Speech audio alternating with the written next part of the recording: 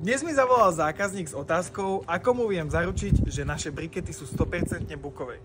No tak poprvé, máme na to certifikát, ale aby som vás naozaj presvedčil, poďte sa so mnou pozrieť, z čoho tie naše brikety vyrábame. Ak si dobre pamätáte, tak v úplne prvom videu sme si ukázali výrobu bukového sušeného reziva. Z neho následne vyrábame takéto bukové vlisy, ktoré musíme nakrátiť na presné rozmery. Pri tejto výrobe nám vzniká mnoho bukového odpadu, pretože tieto vlisy, z ktorých sa vyrábajú sedačky, musia spĺňať tú najvyššiu kvalitu. To znamená, že všetky zlé časti sa musia z výrobného procesu odstrániť. No a práve tieto vyradené kúsky sú úplným základom pre výrobu našich brikiet. Nakoniec sa tieto časti iba podrvia na piliny a jemný pilinový prach, ktorý sa následne takýmto odsávaním premiestni potrubím do zásobníka. No a ak ste zvedaví, ako výrobný proces brikiet pokračuje ďalej, pozrite si naše predošlé video, kde vám ukazujeme výrobu brikiet.